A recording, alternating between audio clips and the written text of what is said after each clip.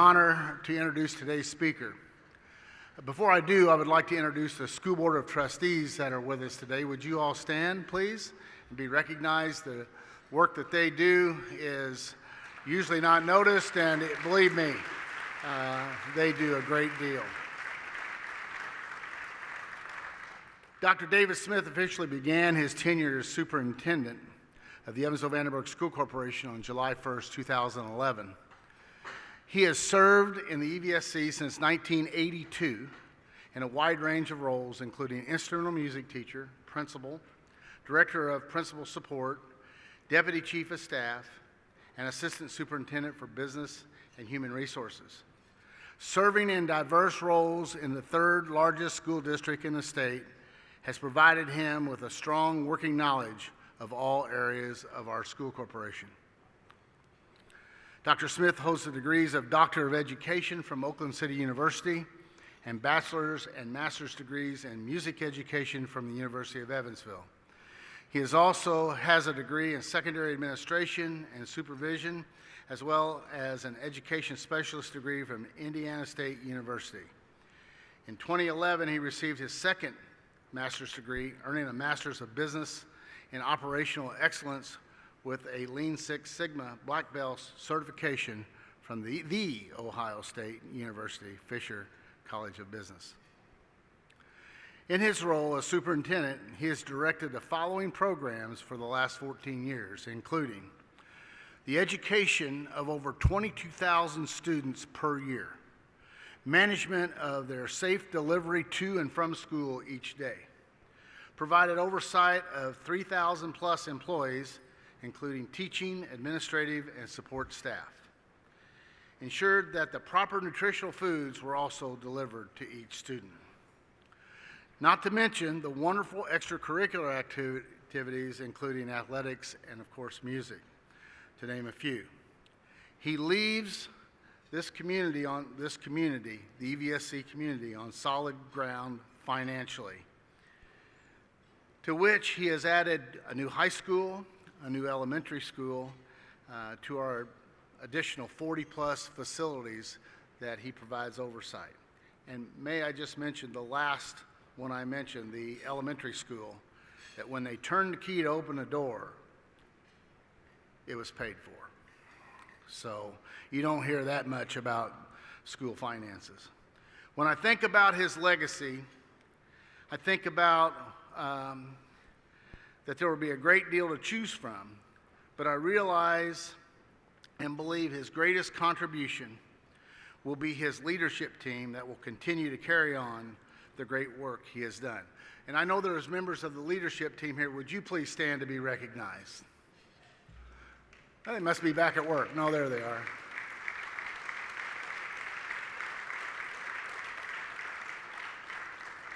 It's my honor and privilege to introduce the Superintendent of Evansville Vanderburgh School Corporation, Dr. David Smith.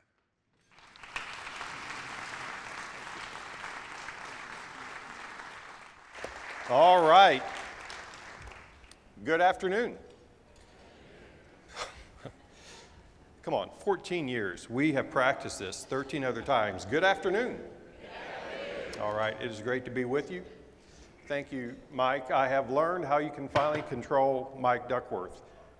Take the microphone after he's spoken. So that's very good. I tell you what, just sit back and relax.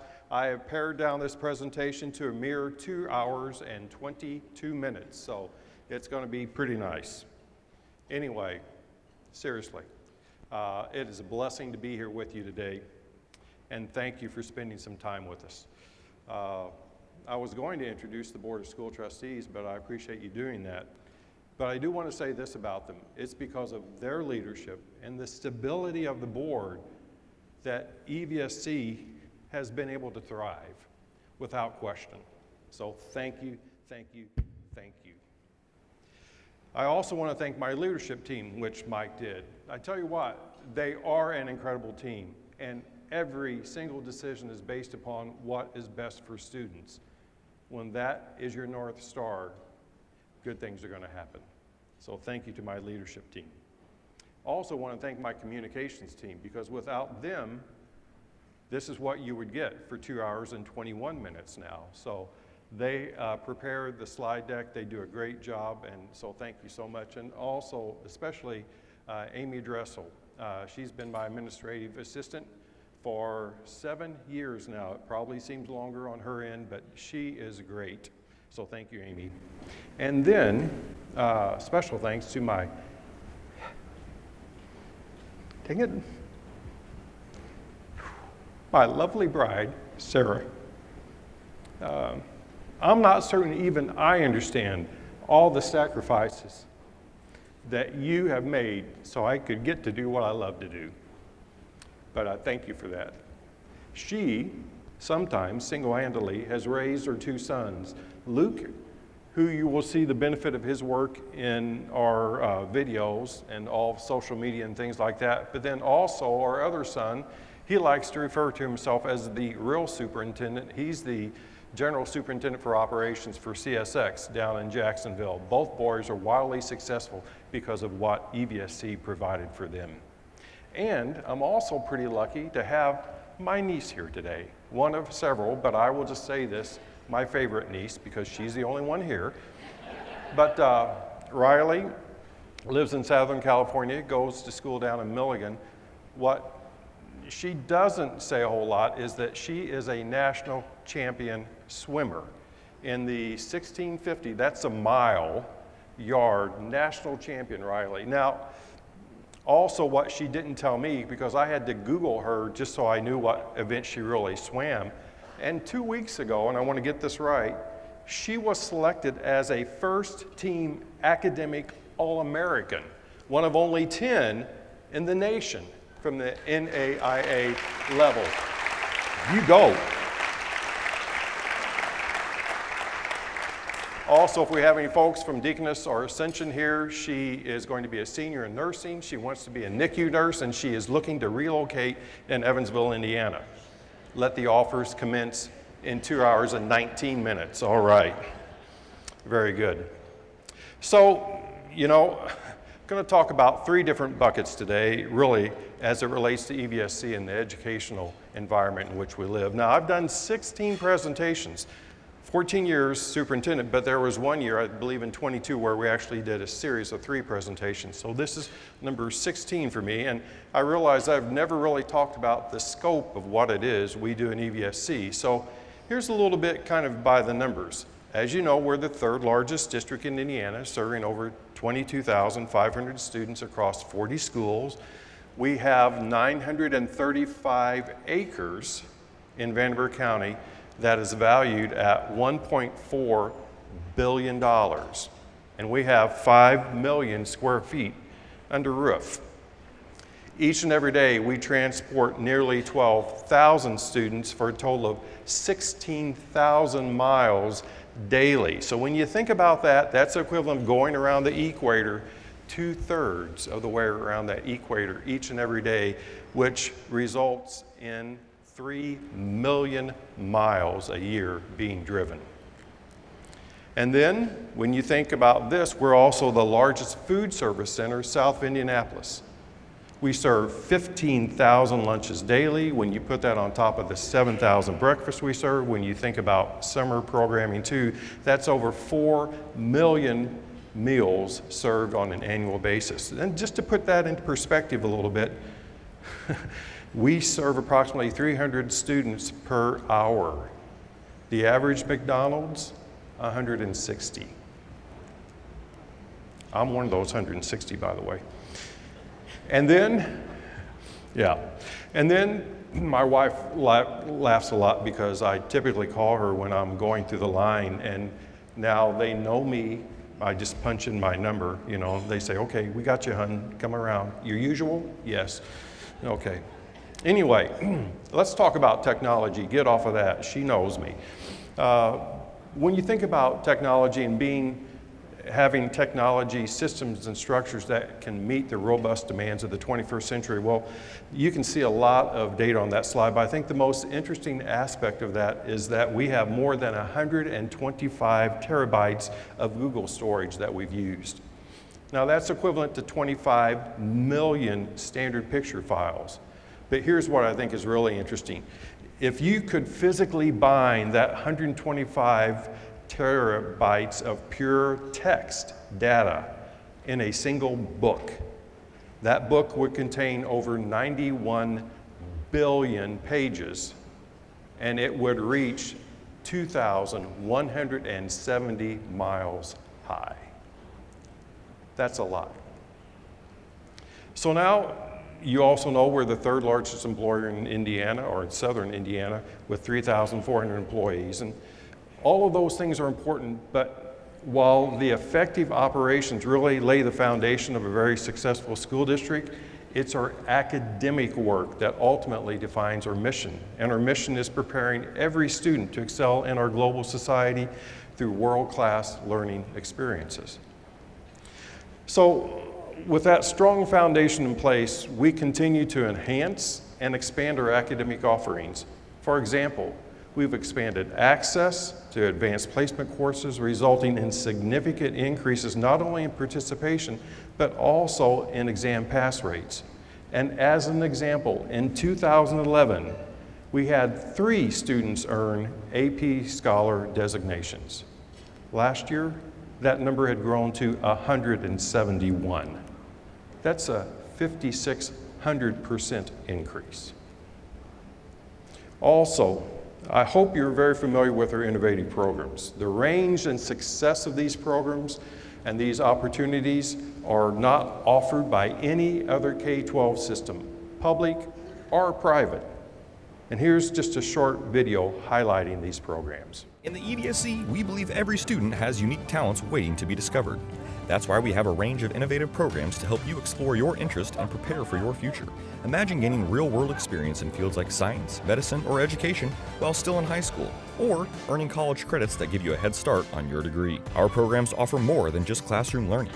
They provide hands-on experiences, mentorship from professionals, and opportunities to develop crucial skills like leadership, critical thinking, and problem solving. Whether you're interested in law, technology, or skilled trades, we have a program designed to nurture your passion and set you on the path to success. And the best part, you can participate in these programs while still attending your home high school, allowing you to enjoy athletics, programs, and activities that are all part of the traditional high school experience. For those seeking a fully immersive STEM experience, our New Tech Institute High School offers project-based learning in a collaborative environment, preparing you for college and career success. Or, for those who need more flexibility, we offer virtual options that deliver the same high-quality education you'd receive in person. These opportunities come to life through our specialized programs: the Academy of Science and Medicine, Early College High School, JROTC, Academy of Future Educators, Shepherd Academy, New Tech Institute, the Southern Indiana Career and Technical Center, and our Virtual Academy. Each program is designed to challenge you, inspire you, and prepare you for the road ahead. Visit evscschools.com/innovative programs to learn more about how we can help you reach your full potential. Now I'd like to share just a little bit of information about each program. So, Early College High School and their director is Wendy McNamara. Wendy, if you could, there you go. Now, our students attend Early College High School on the campus of IB Tech, and the 2024 graduates saved over $520,000 in tuition cost. And while that's impressive, 8 years ago, there were 8 associate's degree awarded. And now in the last few years, that number is over 60 every single year, and that number continues to grow. Next, we have JROTC. Now that stands for the Junior Reserve, Officers Training Corps. And our JROTC is actually rated as a Gold Star unit by the United States Army. And then next we have our EVSC Virtual Academy, and that is our online learning option. And if you will remember, back in the pandemic, that enrollment swelled to over 3,400 students. And now it's returned to a more manageable and stable size of around 200 students. And next, we have the newest innovative model, and that's our Academy of Future Educators. Here, students earn 18 hours of college credits, and they also work as paid classroom assistants. So it gives them real-world experience before they actually enter college.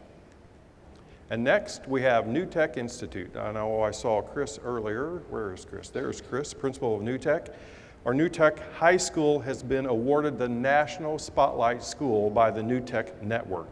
And that means that they are in the top 1% of all 350 New Tech schools in our entire nation, as well as Australia. And you may recall in their short existence that they were the state champion robotics team in 2023, and they have qualified now 2 times for the world championships that are held each year in Houston. Congratulations. The most important thing, though, is their robot this year was named Superbot. Okay. Sorry. I had Mike write all the jokes for me, and this is what I get.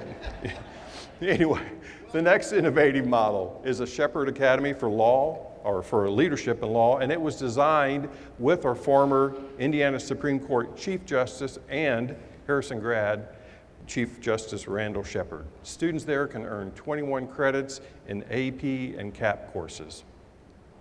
And next, we have the Academy of Science and Medicine. Now, this is an incredible program, and last year, students were awarded nearly $4 million in scholarships. To put that in perspective, each student earned the equivalent of $120,000 in scholarships for college. That's remarkable. And we have a really big announcement that will happen in about a month in a great partnership with the University of Evansville, so stay tuned. That will happen soon. Next, we have, well, there it comes. Here we go. We have our Berry Link program. That's also an outstanding partnership with Berry Global. And this program is a direct result, I think we're kind of messed up here, is a direct result of our opt-in initiative. And while opt-in is not necessarily an innovative model, like it does have other programs like the 4T program at Toyota with Bossy and our RAMP program at AmeriQual. Those are just direct outcomes of our opt-in strategy of partnering with local businesses so that they can offer career training and opportunities for our students. And next year, we are expanding our youth apprentices to include Deaconess Hospital, Ascension St. Vincent, as well as our own early learning opportunity in WeCare. Thanks for getting that back on track, Dylan. Our Southern Indiana Career and Tech Center is our state-of-the-art career and tech center. It is one of the top 5 career and tech centers in the nation. Serves nearly 1,000 students from 19 different high schools in Southwest Indiana. It has over 22 diverse areas, over 300 certifications, over 250 internships, over 3,200 dual credits are earned annually, and nearly 200 community, business, and industry entities are involved in direct partnerships with the Career and Tech Center in delivery of curriculum and technical education. So why are these innovative models so important? Well, they're so important, if I could back up. Yeah. They're important because in a recent meeting with a demographer, he said, you know, this is really amazing. I don't see this anywhere else. EVSC has an incredibly stable environment and a stable enrollment. EVSC is clearly the exception. We just don't see that anymore in Indiana. You know, we tend to think that what we have in Evansville is what exists everywhere, but I challenge you to look elsewhere for any other school district, public or private, that has the depth and the range of outstanding programming that we offer our students. That's why our students choose EVSC and why they stay with us. I also want to highlight a few other programs. As we continue, we see incredible growth in our fine arts programs. This year, 4 of our marching bands were in state finals, and 2 of our middle school bands were in the top 20 in the state. And North High School Marching Band were last year's marching band state champion. This year they were runner-up. And this year, for the 2nd year in a row, they have qualified for the concert band finals in the state of Indiana, which means they're at least in the top 16 of the state already. That's quite an accomplishment. We've also seen a 250% growth in our fine arts programs. So when other districts are cutting fine arts programs, we continue to invest. Why? It's really simple. Those students graduate with the employability skills that we so desperately need, and I guarantee you they will be leaders of tomorrow for us in this community. I'm also proud to have the opportunity to work with such a variety of multi-language learners and their families. They come from 61 different birth countries, they speak 51 different languages, and we have a total of 1,678 MLL students, and they add so much to the richness of our community and our school district. Also excited to see our athletic programs continue to grow as well, and I know that Dr. Owen, who's our Assistant Superintendent for Athletics and Talent Development, is especially proud of our record number of academic All-City Award winners. They are truly student athletes. And knowing the importance that outstanding early learning opportunities experience and those experiences make in the lives of our youngest learners, we offer world-class early learning opportunities in 39 classrooms for nearly 600 of our early learners. And now, kind of having explored who we are and what we do, now let's delve a little bit deeper into how all of this is supported financially. So next is a video, kind of a budget 101, if you will, that will help everybody understand school funding in Indiana. School funding in Indiana is a complex but critical system that affects every student, teacher, and taxpayer in our community. This video breaks down how EVSC receives, organizes, and allocates funds to provide quality education while being responsible stewards of public money. The EVSC budget relies on three main sources of income: state funds, local property taxes, and federal grants, with state funds making up approximately 65% of the budget, local property taxes contributing around 30%, and federal grants providing the remaining 5%. State funding makes up the largest portion of EVSC's budget, approximately 65% of total funding. The state sends money based on how many students EVSC has, what's called average daily membership. Think of ADM as a head count. More students mean more funding. In addition to a base amount per student, Indiana uses a complexity grant to give extra support for students who need it most. This grant is calculated by identifying at-risk students, specifically those in foster care or families on government assistance programs like SNAP or TANF. The state then determines each district's complexity index based on the concentration of these at-risk students, which drives how much additional funding a district receives. In 2024, the overall state funding per student in the EVSC averaged around $8,500. Local funding makes up about 30% of EVSC's revenue and comes primarily from Vanderburgh County property taxes. For example, a home whose net assessed valuation is $125,000 generates approximately $1,075 in yearly school funding. Our last main income source is federal funding. This accounts for around 5% of EVSC's budget. These dollars support programs like Title I and special education services. Now, let's look at how these dollars are organized into specific funds. The Education Fund, our largest fund, is funded entirely by the state of Indiana. This fund pays for classroom expenses, primarily teacher salaries and some instructional materials. The EVSC spends 97% of this fund on salaries. The Operations Fund, funded primarily by local property taxes, is around 30% of our total budget. This fund covers things like utilities, transportation, maintenance, technology, and non-teaching staff. Since 2019, state regulations require us to transfer expenses from the Education Fund to the Operations Fund. For EVSC, this means we have about $40 million in expenses required to transfer. However, we only move $22 million in revenue, allowing more money to be available for teacher salaries. Finally, we have two smaller funds. The debt service funds, accounting for around 9% of our budget, are funds dedicated to paying off our loans and bonds for major construction projects and renovations. Our rainy day fund is exactly what it sounds like, EVSC's savings account for emergencies or unexpected expenses. We are only able to transfer money to this fund through dedicated efficiencies, resulting in cost savings in the operations fund. Let's bring all these pieces together. EVSC manages its finances through 4 main funds, each with specific funding sources. The Education Fund pays for teacher salaries and classroom expenses and is funded primarily by state dollars through Indiana's sales and income taxes. The Operations Fund covers maintenance, transportation, utilities, and capital projects and receives funding primarily from Vanderburgh County property taxes, with some strategic transfers from the Education Fund. The debt service funds handle payments on bonds for building projects and renovations and are funded exclusively through local property taxes. The Rainy Day Fund serves as our savings account for emergencies and unexpected needs and grows through operational efficiencies.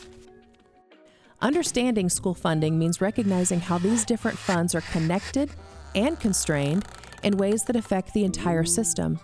Even if the Education Fund has a surplus, those dollars can't be used to fix a leaky school roof or replace worn bus tires due to strict spending rules. Meanwhile, the Operations Fund faces its own set of limitations. Indiana limits how much schools can collect from property taxes. For example, a homeowner can't contribute more than 1% of its value to local government, including schools. This circuit breaker protects taxpayers but limits school districts' ability to address rising fuel costs, update technology, or maintain aging facilities. When one fund faces pressure, it ripples through the entire system. Rising transportation costs might mean less money for building maintenance. Property tax caps might force difficult choices between updating classroom technology or repairing facility infrastructure. These interconnected constraints require Indiana districts to constantly balance immediate needs against long-term investments in our students' education. Each dollar has a specific purpose, and EVSC works diligently to maximize every cent for the benefit of our students while navigating the complex financial landscape of school funding in Indiana.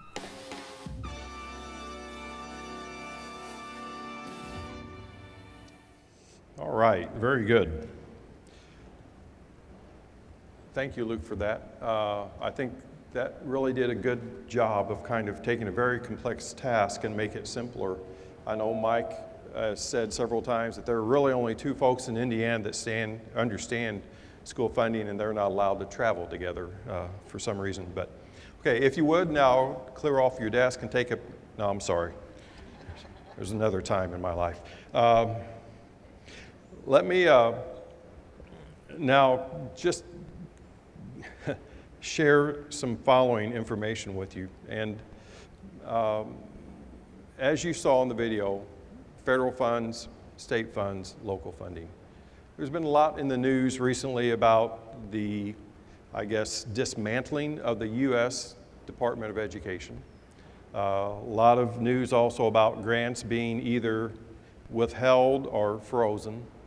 And you know, that continues to kind of create some instability when it comes to school finances. But as long as federal money will flow to the state, and then as long as that the states will then help that flow into the individual school districts without interruption or cuts, then I think we will be okay. Now, let's talk about the newly approved state budget. And I am grateful that we did see an increase. When the forecast came out that indicated that there was a $2.4 billion, that's with a B, naturally we all got very nervous. It appears as though the state is providing a 6.5% increase for us over the next 2 years in the education fund. And clearly I am grateful for that. However, just to provide all context here, remember that the state fortunately eliminated the need for parents to pay for textbooks. So since 2023, Indiana has provided $3.3 million annually to EVSC to pay for those resources. And once again, I am grateful for that. but the state now is including that funding in her basic grant, okay? So that really makes the 5.6% increase actually 3.6% of new monies. The bottom line, while I'm grateful for the 3.6% increase over years, it still is less than inflation, okay? We all have to tighten our belts. I do understand that.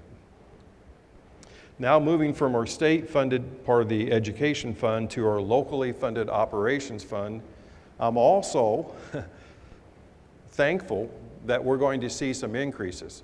If you will remember the original version of Senate Bill 1, and I know Stephanie Terry and I think Lisa Allen, yes, is here also, that made us very nervous. For EVSC, that was a $22 million cut over 3 years. Now the final version of Senate Bill 1, we do grow a little bit, but that $3.4 million that we were anticipated receiving next year is going to be $300,000, okay? So when projected over a 3-year period of time, our anticipated revenue is going to be reduced, or a shortfall of about close to $11 million. So ultimately, Senate Bill 1 is going to force Indiana Public Schools to transfer more money from the education fund into the operations fund to make up for those revenue shortfalls that we will see in the operations fund. And this reallocation of resources, remember, is very significant because, as we shared earlier, the education fund is specifically intended to provide support for student instruction, primarily teacher salaries. Okay, so to provide some context with the operations fund, in '23, we spent 78% of our operations fund on transportation, utilities, and insurance. Okay, those are really fixed costs. And with recent increases, I'm anticipating our utilities to go up by $1.2 million for next year. And this is after we've already installed solar fields, all of our lights are LEDs, we've already put in conservation measures and plumbing fixtures for water conservation. So, despite the challenging news though, here's some good news. And when we talked to our bond counsel, they were almost giddy to make the phone call to EVSC because they said, you are in the best position of anyone to weather the effects of Senate Bill 1. Here's some great news, and here's where I think our citizens want us to have the lowest instead of the highest. Our tax rate for debt service is less than 15 cents. That is among the very lowest in the state. For context, Senate Bill 1 addressed school debt service rates of those school corporations that had 80 cents and higher, and we're at 15 cents. So for context, once again, Indiana ranks 32nd in the nation in per pupil funding in 2010. Overall, Indiana's K-12 funding as a share of GDP has actually declined by 21%, meaning that we spend less per student in 2025 than we did in 2010. Okay, and the result of that, now in 2025, Indiana has fallen to 37th in the nation. And the fact is, we're still working to recover from funding deficits that occurred in 2009. This year alone, we received $27 million less than we did in 2009 when adjusted for inflation. And when you look at the states in the Midwest, we're last. And I know Governor Braun has indicated that he wants districts to pay more teachers through operational efficiencies. Well, I'm going to tell you that's going to be extremely difficult given our current and known future funding levels. Okay? And so, given Indiana's low ranking in per pupil funding, it's important how to examine how we allocate those education dollars. One significant factor influencing this distribution is the state's approach to school choice. Approximately 90% of Indiana students attend traditional public schools. When you put that with public charter schools, that number raises to 92%, okay? So universal school choice takes effect the second year of this biennial budget and is expected to cost the state another $93 million. So that means that the next budget cycle in 27 and 28, Indiana is going to spend $1.34 billion on school choice vouchers that impact less than 8% of our students in Indiana. And here's, if you don't remember anything else, please remember this. And $1 billion of those funds will go to fund students that are already attending private schools. So, since its inception in 2011, vouchers have been touted as parent choice solution. Politicians are often heard saying parents should have the right to choose. I agree. However, it's called school choice, and the law has been implemented in a way that really does make it a school choice law. You see, because schools are choosing, not parents. Okay? So I can support a true parent choice law when a parent can enroll their child in any school they want, public and private, and the school will accept and keep that student. That only requires one simple change, folks. If private schools accept one student on a school voucher, they accept all that want to enroll there. Otherwise, don't accept vouchers. Vouchers are not the problem. The way they are implemented is the problem. And I'm not the only one with concerns about how vouchers have been implemented. The quote that you see is from the Fordham Institute, and the Fordham Institute is a conservative education policy think tank.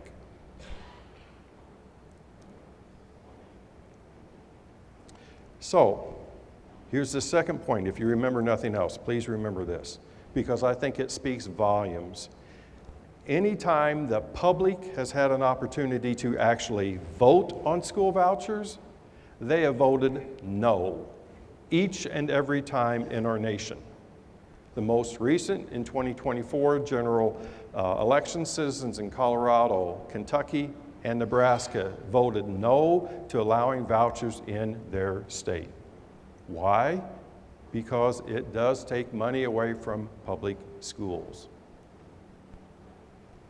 So, as every year, when I try to cut this down from 4 hours to 2 hours and 22 minutes, there are a few things that tend to land on the cutting room floor.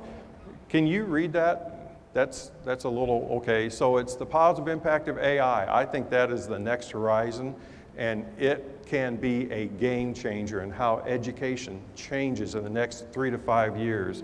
The new diploma requirements, we finally turned the pandemic corner, amen. Academic gains, investments in high ability and AP and fine arts are showing gains. The Vanderburgh County Health Department, their Pre-to-3 program and the positive impact that it has on early learning. The University of Evansville and the Evansville Promise neighborhood showing tremendous results. Partisan school board elections, these fine folks could probably talk about that for a little bit. And then over 120 outstanding community partnerships are making such a positive difference in our community. Sorry, or if you want to stick around from the 3 to 5 hour session, we'll talk about those. But now you know it's time to celebrate. And I'm always incredibly proud of the great things that our folks do.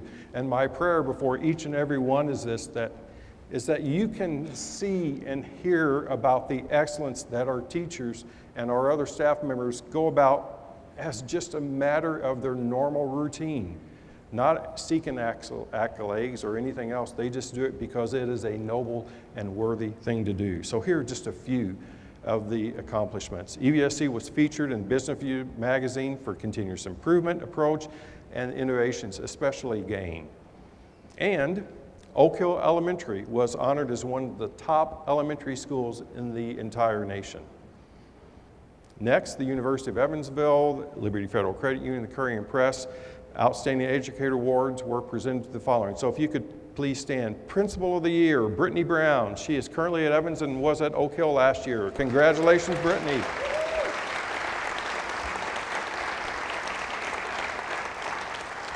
Okay, if you don't hold your applause to the end, we're going to go through. Anyway, just kidding. We can spend another 5 minutes. The High School Teacher of the Year, right there, Krista Fleming, North High School, Honors Biology. And the middle school teacher of the year, I remember when she was hired by Terry Yunker at Tompkins. Middle school teacher of the year, Stephanie Ritchie, teaches ELA at Tompkins. Congratulations to you all. And next, I'm excited to concede the continued growth in the number of national merit finalists that are earned by EVSC students. And this year we have 4. Please stand when I call your name. Carson Gibson from Central. Ben Honingford from Bosse. Where is Ben? There, nope. Amelia Hubbard from Harrison. All right. Gonna go to IU next year and study education. Yes. And Austin Street from North. Where is Austin? Outstanding young man. IU also in business. Great job. Carson, where did you end up? Belmont. That's right. Outstanding. Very good. Thank you all for your outstanding accomplishments in high school. Make sure you come back to Evansville. We have great things in store for you. And where's David Walling from Wrights? Not here? Well, David, well then I won't say anything about him. He's taking an exam? Sure. Yeah. Okay. Anyway, he's a recipient of the Lilly Scholarship for Vanderburgh County. That is a full ride to any higher ed institution in Indiana. He's probably deciding where he's going to go. And also, student ambassadors. Would we have our student ambassadors stand? I tell you what.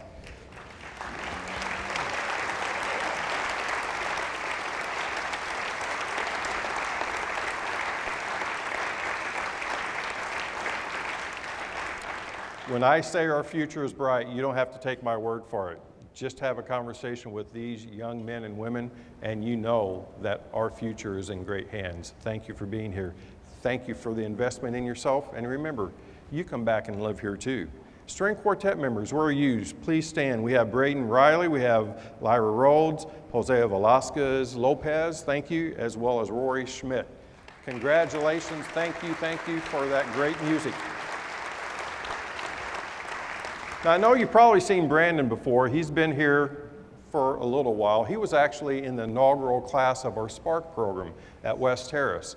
Now, among his many accomplishments, he is a 4-time winner of the Evansville Philharmonic's Young Artist Competition. He's the only 4-time winner in the history of that award and going to go to the University of Michigan next year. He's a generational talent. It's been a blessing to be able to work with you. All right, so 16 presentations. I did just a quick look back. I want to just touch on just a few things because I think it was interesting. So let's take a little journey down memory lane together. So in 2012, I spoke about the new normal as Governor Daniels was calling this in school funding. I started out my tenure, $21 million cut. The next year, didn't get a whole lot better. Funding was once again the topic, doing more with less. You're starting to see a theme that is going on here? Yeah. Well, in 24, we started talking about the national awards that EVSC received, including the Data Quality Campaign, national winner for that. In 2015, talked a little bit how we were adjusting that new normal. We had shaved off 61% of expenditures from our central office and increased funding to our schools by 16%. In 2016, we really talked about our approach to GAIN, growth and innovation, or growth in academics through innovation and neuroeducation, which is really a cutting edge technology and approach. In 2017, then we talked about the design and the progress of that brand new elementary school that we paid for with cash. Then in 2018, introduced opt-in and all of these business partners that came together for that inaugural group that really did change the landscape for our students in Evansville. In 2019, we talked about the peer comparison efforts that we put in place in 2011. So as you can see, we started out 6th out of 10, and these are 10 similarly situated school districts in Indiana. And then you can see our improvement to being #1 since 2019, and we have remained first place ever since. Thank you. And just one simple question, because I made sure you could see this in black lettering. Do you see any other school district in the state of Indiana that comes even close to that? And that's what you have right here in Vanderburgh County. In 2019, also shared yet another national award, the Best Community for Music Education Award. In 2020, we held a brief update on our efforts during those early days of the pandemic, and our efforts were aligned to those 4 guiding principles. In 21, then, shared that EVSC was the largest district, actually, in the nation to be open for in-person instruction each and every day, and that clearly was the best for our students and best for our community. And you may also remember that when we were closed, we served 800,000 meals in the community. In 2022, we presented a 3-part series to Rotary regarding transforming education. In 23, I shared our work with early literacy. That is paying off because this year, from spring of last year into spring of this year, our iRead scores have gone up 6.8% in our cadre schools and 5% overall in EVSC. That's something to celebrate. Thank you, board, for your leadership. And then finally, last year, I was so happy to inform you that 16 of our schools are included in the top 20% of schools in Indiana, according to U.S. News and World Report. To put that another way, more than 40% of our schools are in the top 20% of schools in our state. There is no other urban district that comes remotely close to that. Thank you once again for your leadership, board. So, now, it is time to retire. 56 years in the EVSC. I don't look a day, yeah. Well, since we have to provide context for everything, 13 of those years were as a student. Maybe they don't count. But 43 years as a teacher and administrator, the last 14 years, blessed to be your superintendent.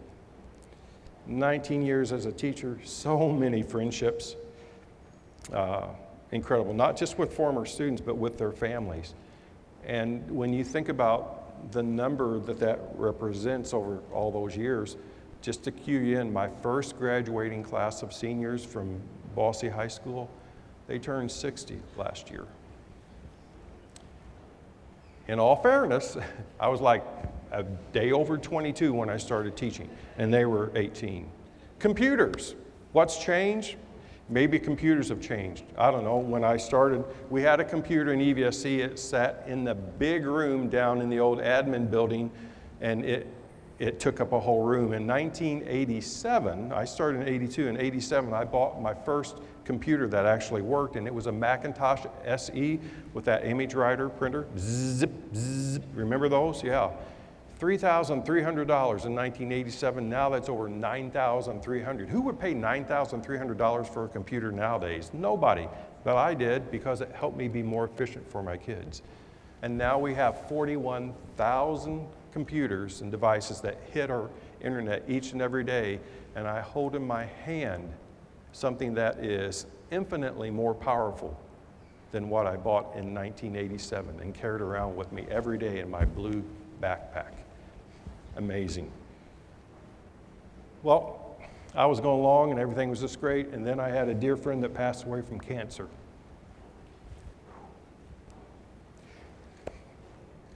You know, we all have 24 hours in a day. We just don't know how many days we have.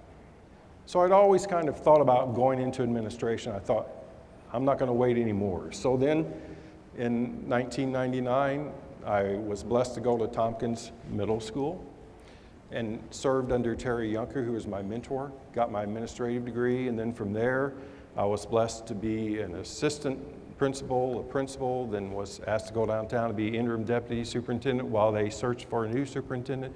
Then that morphed into assistant superintendent, as Mike said. And then I will remember vividly on my birthday when Vince Bertram resigned. And I spent 2 hours in Pat's office. Fortunately, he has never billed me for those 2 hours. And we talked. And we talked a lot because, you know, rumors had kind of started, and you're going to apply, and it's like, you know, I didn't want to be superintendent. I never wanted to be superintendent. Honestly, I was afraid. Because you know, typically when superintendents are dismissed, it's not pretty. And I grew up in Evansville. I wanted to stay in Evansville. I didn't want to see my name in the paper that way. But every barrier I put up, the good Lord knocked down. It's amazing. Every single time.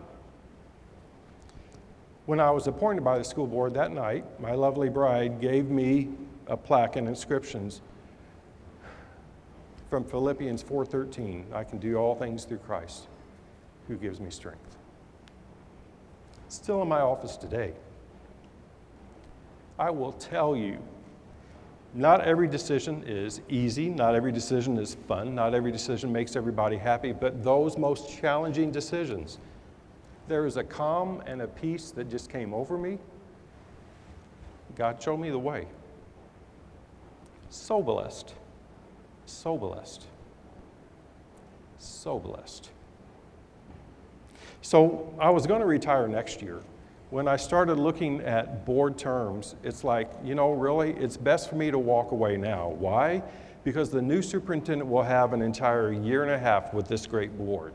If I would have waited until next year, they would have had 6 months. That's not fair. That's not going to provide a stable environment. So it's best that I walk away this year, a year early, because that is what's best for this corporation. That and my wife was pulling my arm out of my socket. She's been retired 3 years and she's younger than I am. But seriously, it's time. This has been a tremendous blessing. I am blessed with a tremendous team, blessed to be in a great community. What I will miss, while I will not miss everything, I will miss the people.